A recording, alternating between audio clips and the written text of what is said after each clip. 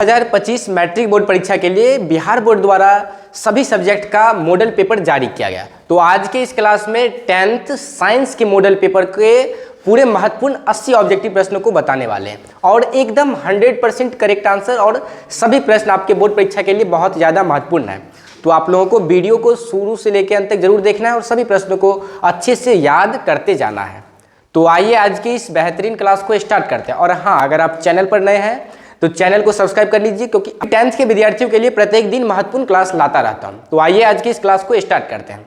Matric official model paper science का है, ठीक ना। 100% सही आंसर, सभी क्वेश्चंस का एकदम 100% करेक्ट आंसर है। तो आइए फर्स्ट नंबर क्वेश्चन क्या है। पहला क्वेश्चन है, किसी प्रकाश स्रोत के सामने एक रुकावट रख देने पर क्या बनता है। तो सिंपल सा इसका आंसर हो जाएगा छाया बनता है। इसका करेक्ट आंसर ऑप्शन नंबर ए। अगला क्वेश्चन, समतल दर्पण की फोकस दूरी होती है। समतल दर्पण की अगर फोकस दूरी की बात करें तो यह अनंत होती है। क्या होती है? समतल दर्पण की फोकस दूरी क्या होती है? अनंत। नेक्स्ट क्वेश्चन, क्वेश्चन नंबर 3 है, 1 मीटर फोकस दूरी वाले उत्तल लेंस की क्षमता होती है। तो 1 मीटर फोकस दूरी वाले उत्तल लेंस की क्षमता 1 डायोप्टर हो जाएगा। क्या हो जाएगा? 1 डायोप्टर। अगर यहाँ पर अवतल लेंस रहता तो -1 डायोप्टर हो जाता है, उत्तल लेंस है तो प्लस में। देखिए अगला क्वेश्चन है, निम्नलिखित में से किस लेंस को अपसारी लेंस कहते हैं। तो अपसारी लेंस अवतल लेंस को कहते हैं और अभिसारी लेंस उत्तल लेंस को कहते हैं। तो इसका करेक्ट आंसर ऑप्शन बी हो जाएगा। और यहीं पर अगर क्वेश्चन रहता उत्तल लेंस को कौन सा लेंस कहा जाता है या इसका दूसरा नाम, तो इसका सही आंसर क्या हो जाता? अभिसारी लेंस। क्या हो जाता? अभिसारी लेंस। ठीक। अगला क्वेश्चन, प्रकाश की चाल विभिन्न माध्यमों में होता है। तो प्रकाश की चाल विभिन्न माध्यमों में क्या होता है? भिन्न भिन्न होता है। तो इसका करेक्ट आंसर ऑप्शन नंबर ए। नेक्स्ट क्वेश्चन, क्वेश्चन नंबर 6 है, किसी लेंस द्वारा उत्पन्न आवर्धन का एसआई मात्रक होता है। तो आवर्धन मात्रक विहीन होता है, आवर्धन का कोई एसआई मात्रक नहीं होता है। तो इसका करेक्ट आंसर क्या हो जाएगा? Option number D. ओके, आइए अगला क्वेश्चन समझिए। देखिए नेक्स्ट क्वेश्चन, निम्नलिखित में से किसका अपवर्तनांक सबसे अधिक होता है। तो सबसे अधिक अपवर्तनांक की बात करें तो यह हीरा का होता है। तो इसका correct answer option number B हो जाएगा। अगला क्वेश्चन, एक अभिसारी लेंस बनाता है। एक अभिसारी लेंस कैसा प्रतिबिंब बनाता है। तो अभिसारी लेंस कभी आभासी तो कभी वास्तविक प्रतिबिंब बनाता है। इसका करेक्ट आंसर क्या हो जाएगा? Option number C. सभी प्रश्नों को अच्छे से याद करते जाइए, समझते जाइए और सही आंसर टिक लगाते जाइए। आइए अगला क्वेश्चन समझिए। देखिए क्वेश्चन 9 है, आकाश का नीला रंग होना किस परिघटना का परिणाम है। तो आकाश का नीला रंग दिखना प्रकाश के प्रकीर्णन का परिणाम है। किसका परिणाम है? प्रकीर्णन का। Option number B correct. अगला क्वेश्चन, देखिए प्रकाश का प्राथमिक रंग, प्राथमिक वर्ण है। तो प्रकाश का प्राथमिक वर्ण लाल भी है, हरा भी है, नीला भी है, मतलब इनमें से सभी इसका करेक्ट आंसर हो जाएगा। ठीक। अगला क्वेश्चन नेक्स्ट, बृहत संख्या में प्रकाश सुग्राही कोशिकाएं कहाँ होती है। तो यह कोशिका रेटिना में होती है। कहाँ पर होती है? रेटिना में। ऑप्शन नंबर सी इसका करेक्ट आंसर। अगला क्वेश्चन, देखिए दूरदृष्टि दोष के उपचार के लिए किस लेंस का प्रयोग किया जाता है। दूरदृष्टि दोष, तो दृष्टि दोष के उपचार के लिए उत्तल लेंस का प्रयोग किया जाता है। और यहीं पर अगर रहता निकट दृष्टि दोष का उपचार के लिए कौन सा लेंस का प्रयोग करेंगे, तो उसके लिए अवतल लेंस। ठीक। इसके लिए आपको एक ट्रिक याद रखना है, UDAN मतलब उड़ान। यू से हो जाएगा उत्तल लेंस। उत्तल लेंस का व्यवहार दूरदृष्टि दोष में होता है और अवतल लेंस निकट दृष्टि दोष को दूर करने के लिए किया जाता है। ठीक। आइए अगला क्वेश्चन समझिए। नेक्स्ट क्वेश्चन नंबर 13, मानव नेत्र के लिए दृष्टि का अस्थायित्व होता है। मानव नेत्र के लिए दृष्टि का अस्थायित्व क्या होता है। तो इसका करेक्ट आंसर हो जाएगा 1/16 सेकेंड, 1/16 सेकेंड। ठीक। अगला क्वेश्चन, निम्नलिखित में से कौन सा मात्रक वाट के बराबर होता है। वाट, तो वाट के बराबर बात करें तो जूल प्रति सेकेंड, मतलब J/सेकेंड हो जाएगा। जूल प्रति में सेकेंड। ऑप्शन नंबर बी इसका करेक्ट आंसर हो जाएगा। अगला क्वेश्चन देखिए क्या है, 1 किलोवाट घंटा बराबर होता है। 1 किलोवाट घंटा किसके बराबर होता है। तो यह 1 यूनिट के बराबर होता है। किसके बराबर होता है? 1 यूनिट के। ऑप्शन नंबर सी इसका करेक्ट आंसर। नेक्स्ट, विद्युत शक्ति का ऐसा मात्रक होता है। विद्युत शक्ति का ऐसा मात्रक वाट होता है। और हाँ, आप लोगों को ऐसा मात्रक वाले सभी क्वेश्चन को एकदम अच्छे तरीके से याद कर लेना है। ठीक। तो इसका करेक्ट आंसर क्या हो जाएगा? Option number B. विद्युत शक्ति का ऐसा मात्रक वाट होता है। अगला क्वेश्चन, तो 1 किलोवाट घंटा बराबर होता है कितना जूल? तो यह तो सभी को पता होगा, 3.6 गुने 10 का पावर 6 जूल। ठीक ना? ठीक, तो इसका करेक्ट आंसर क्या हो जाएगा? ऑप्शन नंबर सी। नेक्स्ट, दाएं हाथ के अंगूठे के नियम को किसने प्रतिपादित किया था? दाएं हाथ के अंगूठे को मतलब दाहिना हाथ के अंगूठे को किसने प्रतिपादित किया था? तो इसका प्रतिपादित मैक्सवेल ने किया था। कौन किया था? मैक्सवेल ने। ऑप्शन नंबर ए इसका करेक्ट आंसर। ओके, आइए अगला क्वेश्चन समझिए। नेक्स्ट देखिए, विद्युत फ्यूज विद्युत धारा के किस सिद्धांत पर कार्य करता है? विद्युत फ्यूज विद्युत धारा के उष्मीय प्रभाव पर कार्य करता है। तो इसका correct answer option number C हो जाएगा। ठीक, नेक्स्ट, 1 माइक्रो एम्पियर बराबर होता है, 1 एमए बराबर होता है। तो इसका करेक्ट आंसर एकदम 100% 10 का पावर -3 एम्पियर हो जाएगा। ठीक, इसका करेक्ट आंसर क्या हो जाएगा? ऑप्शन नंबर सी, 10 का पावर -3 एम्पियर। नेक्स्ट, प्रतिरोध का मान बढ़ाने के लिए प्रतिरोधकों को जोड़ा जाता है। अगर प्रतिरोध का मान बढ़ाए तो उसको श्रेणी क्रम में जोड़ना होगा। क्या होगा? उसको श्रेणी क्रम में जोड़ना पड़ेगा। प्रतिरोध का मान बढ़ाना है तो प्रतिरोधकों को श्रेणी क्रम में जोड़ना पड़ेगा। किस में जोड़ना पड़ेगा? श्रेणी क्रम में। ऑप्शन नंबर ए इसका correct answer. Okay, next, electric heater की कुंडली बनाने में किस पदार्थ का प्रयोग किया जाता है? तो इलेक्ट्रिक हीटर की कुंडली में नाइक्रोम का प्रयोग किया जाता है। किसका प्रयोग किया जाता है? नाइक्रोम का। Option number C correct answer. अगला 23 नंबर क्वेश्चन है, निम्नलिखित में से कौन ग्लोबल वार्मिंग के लिए उत्तरदायी है? तो ग्लोबल वार्मिंग के लिए CO2 कार्बन डाइऑक्साइड उत्तरदायी है। इसका correct answer option number C हो जाएगा, CO2। याद रखना, यह क्वेश्चन बहुत ही ज्यादा इंपॉर्टेंट है। अगला क्वेश्चन, इनमें से कौन जीवाश्म ईंधन है? तो यहाँ पर जीवाश्म ईंधन की बात करें तो पेट्रोलियम भी जीवाश्म ईंधन है, कोयला भी जीवाश्म ईंधन और प्राकृतिक गैस भी जीवाश्म ईंधन है। तो इसका करेक्ट आंसर क्या हो जाएगा? ऑप्शन नंबर डी, उपयुक्त सभी। ये तीनों जो है ये सभी जीवाश्म ईंधन है। ठीक, इसका आंसर ऑप्शन नंबर डी हो जाएगा। अगला क्वेश्चन, सूर्य तथा अन्य तारों द्वारा उत्सर्जित विशाल ऊर्जा का स्रोत है। सूर्य तथा अन्य तारों द्वारा उत्सर्जित विशाल ऊर्जा का स्रोत नाभिकीय संलयन होगा। क्या हो जाएगा? नाभिकीय संलयन। ऑप्शन नंबर बी इसका करेक्ट आंसर। नेक्स्ट देखिए, टिहरी बांध निर्माण का उद्देश्य क्या था? मतलब टिहरी बांध जो बनाया गया था उसको निर्माण किस लिए किया गया था? तो इसका करेक्ट आंसर भूमि सिंचाई के लिए, जल आपूर्ति के लिए और बिजली उत्पादन, ये तीनों चीजों के लिए टिहरी बांध का निर्माण किया गया था। तो इसका करेक्ट आंसर की बात करें तो ऑप्शन नंबर डी हो जाएगा, इनमें से सभी। नेक्स्ट, खिलौनों में किस सेल का उपयोग किया जाता है? खिलौनों में, तो खिलौनों में सूखा सेल का प्रयोग किया जाता है। किसका प्रयोग किया जाता है? सूखा सेल का। इसका correct answer option number C, खिलौनों में किस प्रकार का सेल प्रयोग किया जाता है? सूखा सेल। अगला क्वेश्चन, जल में वैद्युत अपघटन में कैथोड पर कौन सी गैस मुक्त होती है? तो वैद्युत अपघटन में कैथोड पर हाइड्रोजन गैस मुक्त होती है। कौन सा gas? Hydrogen. Option number C इसका करेक्ट आंसर। नेक्स्ट, अगला क्वेश्चन, सभी प्रश्नों को एकदम अच्छे से याद करते जाइए क्योंकि ये सभी प्रश्न बोर्ड एग्जाम के लिए बहुत ही ज़्यादा महत्वपूर्ण है। तो आपको एक भी प्रश्न को छोड़ना नहीं है, हर एक प्रश्न को अच्छे से याद करते जाना है। ठीक, देखिए, नीचे दी गई अभिक्रिया के संबंध में कौन सा कथन सत्य है? ठीक, तो यहाँ पर ZnO + C की अभिक्रिया होके Zn + CO बना। तो यहाँ पर देखिए O कार्बन के साथ क्या हो रहा है? उपचयित हो रहा है। क्या हो रहा है? उपचयित। तो इसका करेक्ट आंसर क्या हो जाएगा? कार्बन उपचयित हो रहा है। जैसे ऑक्सीजन O जो है अलग हो गया, तो यह कार्बन क्या हो रहा है? ऑक्सीजन के साथ मिलकर उपचयित हो रहा है। ठीक, तो इसका करेक्ट आंसर हो जाएगा ऑप्शन नंबर सी। जस्ता तथा तनु हाइड्रोक्लोरिक अम्ल की अभिक्रिया के फलस्वरूप निम्न में से कौन सा गैस बनता है?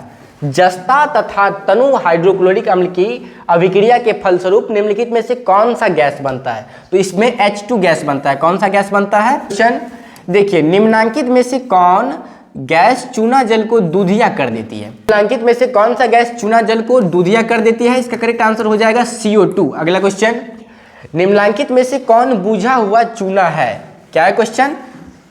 निम्नलिखित में से कौन बुझा हुआ चूना है? तो बुझा हुआ चूना की बात करें तो CaOH2 हो जाएगा। ऑप्शन नंबर सी इसका एकदम 100% करेक्ट आंसर। अगला देखिए दंत मंजन प्रायः होता है, दंत मंजन प्रायः क्या होता है, क्षारीय होता है। यह बहुत ही इजी सा क्वेश्चन, इसका करेक्ट आंसर क्या हो जाएगा, ऑप्शन नंबर सी, दंत मंजन प्रायः क्या होता है, क्षारीय।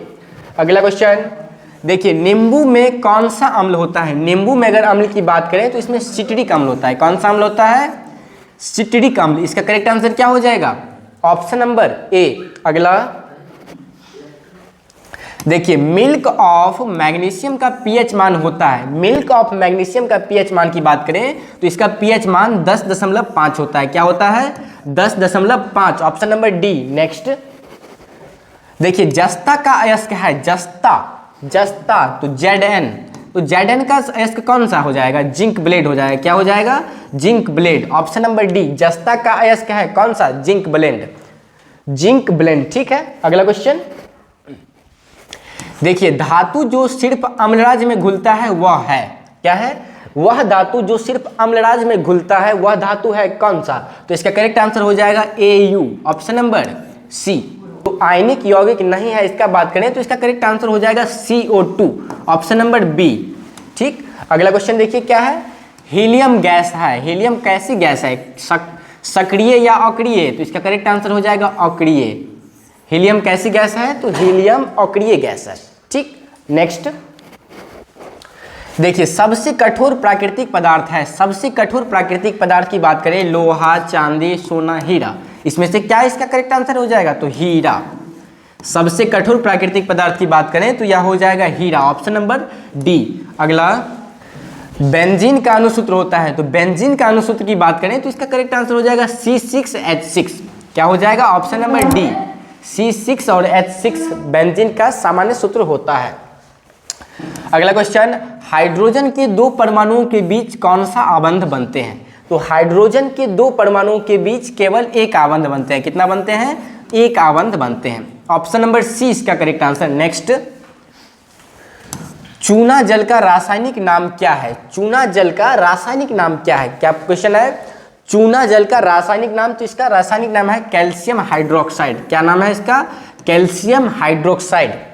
चूना जल का रासायनिक नाम है कैल्शियम हाइड्रोक्साइड। चीनी का रासायनिक सूत्र, यह क्वेश्चन बहुत ही ज्यादा महत्वपूर्ण है। इसका करेक्ट आंसर क्या हो जाएगा, C12H22O11। बहुत ही सिंपल सा क्वेश्चन। और इसी तरह के एक क्वेश्चन पूछे जाते हैं ग्लूकोज का अणुसूत्र। तो ग्लूकोज का अणुसूत्र क्या होता है, ग्लूकोज का अणुसूत्र की बात करें तो इसका C6H12 और O6 होता है। यह किसका सूत्र होता है, ग्लूकोज का। और चीनी का रासायनिक सूत्र की बात करें तो C12H22 और O11। इस दोनों को आपको अच्छे से याद रखना है। ठीक, नेक्स्ट देखिए, निम्नलिखित में से कौन सा कार्बनिक यौगिक सबसे अधिक अभिक्रियाशील है। क्या है क्वेश्चन, निम्नलिखित में से कौन सा कार्बनिक यौगिक सबसे अधिक अभिक्रियाशील है। तो अधिक अभिक्रियाशील की बात करें तो CH4 हो जाएगा। क्या हो जाएगा इसका करेक्ट आंसर, CH4। यह सबसे अधिक अभिक्रियाशील धातु है। नेक्स्ट, मेंडलीफ ने अपनी आवर्त सारणी तैयार करने के लिए कौन सा मापदंड बनाया। तो मेंडलीफ ने अपनी आवर्त सारणी तैयार करने के लिए परमाणु द्रव्यमान बनाया था। क्या बनाया था, परमाणु द्रव्यमान। इसका correct answer option number B. अगला क्वेश्चन देखिए, निम्नलिखित में से कौन क्षार धातु नहीं है। यहां पर दो ऑप्शन छूट गए हैं। क्या है क्वेश्चन, निम्नलिखित में से कौन क्षार धातु नहीं है। तो क्षार धातु की बात करें तो मैग्नीशियम, मैग्नीशियम क्षार धातु नहीं है। इसका आंसर ऑप्शन नंबर ए हो जाएगा। अगला क्वेश्चन देखिए, 48 नंबर क्वेश्चन, निम्नलिखित में से कौन हैलोजन समूह का सदस्य है। क्या है क्वेश्चन, निम्नलिखित में से कौन हैलोजन समूह का सदस्य है। तो हैलोजन समूह का सदस्य की बात करें तो ब्रोमीन जो है ना, यह हैलोजन समूह का सदस्य है। ठीक, नेक्स्ट क्वेश्चन, जिंक का परमाणु संख्या। तो जिंक का परमाणु संख्या की बात करें तो यह 30 हो जाएगा। ठीक, इसी तरह एक क्वेश्चन होता है लोहे की परमाणु संख्या। यह भी क्वेश्चन इंपॉर्टेंट है। तो लोहे की परमाणु संख्या कितना होता है, 26।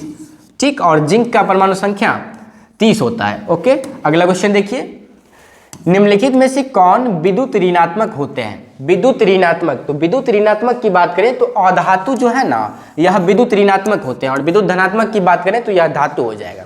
ठीक, तो विद्युत ऋणात्मक कौन होते हैं, अधातु। ठीक, याद रखना है आप लोगों को। नेक्स्ट देखिए, राजस्थान के किस ग्राम में चिपको आंदोलन के क्रम में महिलाओं ने जान दी थी। क्या है क्वेश्चन, राजस्थान के किस ग्राम में चिपको आंदोलन के क्रम में महिलाओं ने जान दी थी। तो इसका करेक्ट आंसर की बात करें ना तो खेजड़ी हो जाएगा। क्या हो जाएगा, खेजड़ी, ऑप्शन नंबर बी।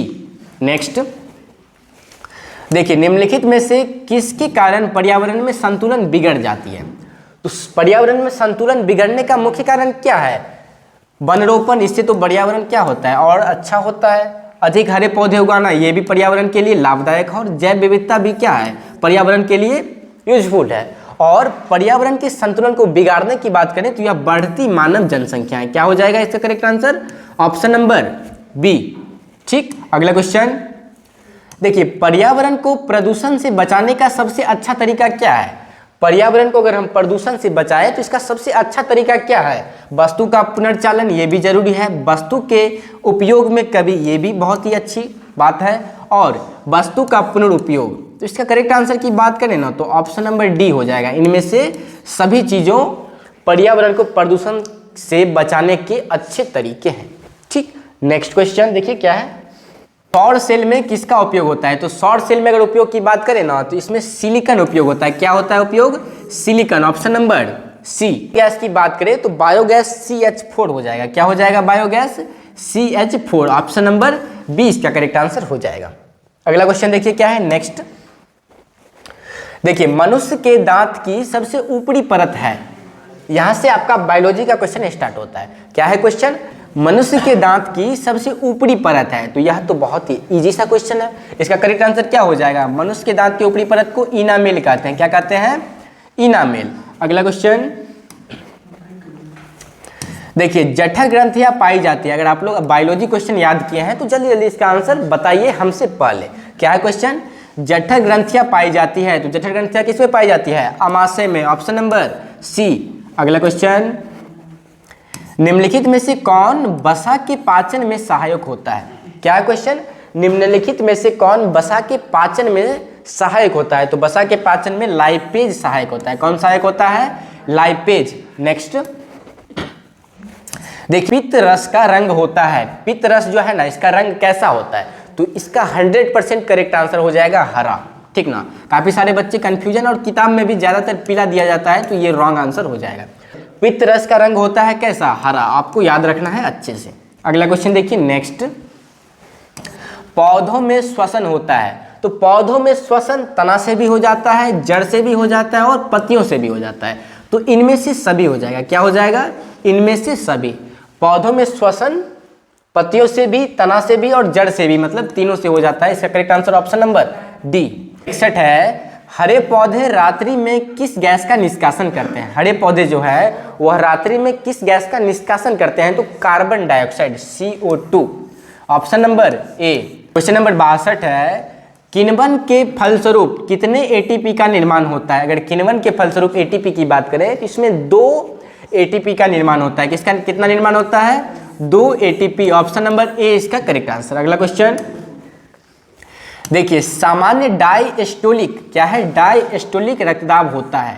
तो डायस्टोलिक रक्त की बात करें तो यह तो इसका करेक्ट आंसर हो जाएगा 80 mmHg, ठीक ना, प्रति। और अगर सिस्टोलिक रहता तो उसमें 120 mmHg हो जाता है। ठीक ना, तो इस तरह से आपको इसका करेक्ट आंसर याद रखना है।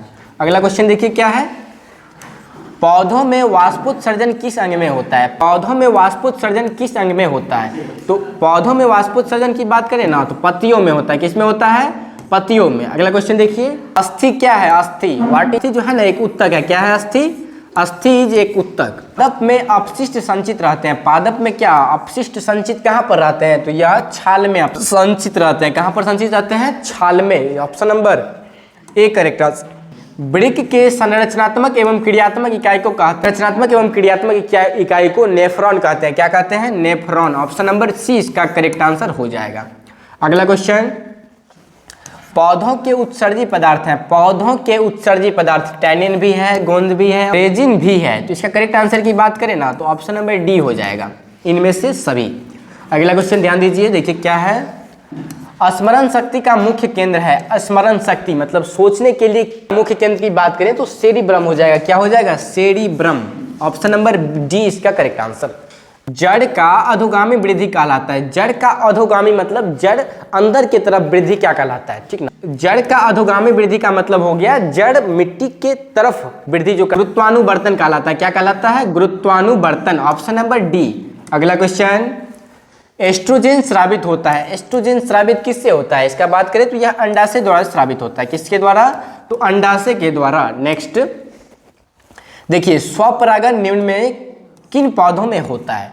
स्वपरागन की बात करें तो यह एक लिंगी और द्विलिंगी उभयलिंगी दोनों में होता है, ठीक ना। तो इसका करेक्ट आंसर क्या हो जाएगा, ए और बी दोनों। इसका ऑप्शन सी 100% करेक्ट आंसर। अगला क्वेश्चन देखिए नेक्स्ट 73 नंबर क्वेश्चन है, गर्भाशय के किस भाग में भ्रूण विकसित होता है। तो गर्भाशय एंडोमेट्रियम, किस भाग में, एंडोमेट्रियम में, ठीक। नेक्स्ट क्वेश्चन देखिए अगला प्रश्न, निम्नलिखित में कौन सा भाग केवल पुरुष जननांग में पाया। करेक्ट आंसर की बात करें तो शुक्र वाहिका हो जाएगा, ऑप्शन नंबर डी।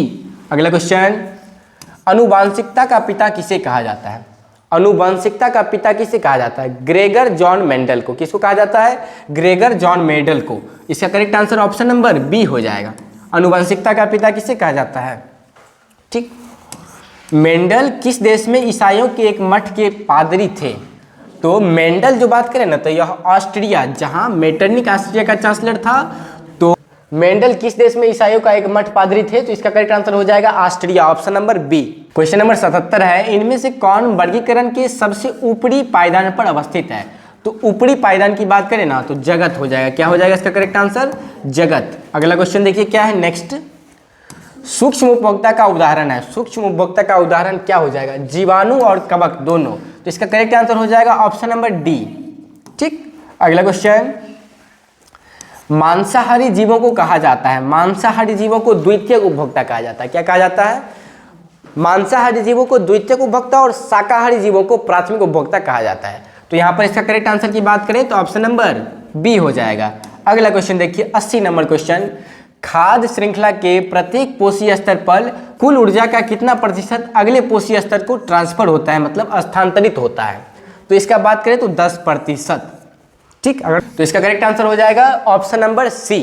तो आज के इस वीडियो में पूरे 80 ऑब्जेक्टिव क्वेश्चन जो बिहार बोर्ड के मॉडल पेपर द्वारा जारी किया गया था उसका आंसर हमने बता दिया। तो उम्मीद करता हूं आप लोगों को यह वीडियो बहुत ही अच्छा लगा होगा। तो आप लोग इस वीडियो को अपने दोस्तों के साथ शेयर जरूर करें और हमारे चैनल को सब्सक्राइब जरूर करें इसी तरह के और भी महत्वपूर्ण क्लास के लिए। और प्रत्येक दिन शाम 7 बजे लाइव क्लास में जुड़ना ना भूलें। मिलते हैं फिर नेक्स्ट वीडियो में और भी महत्वपूर्ण क्वेश्चंस के साथ।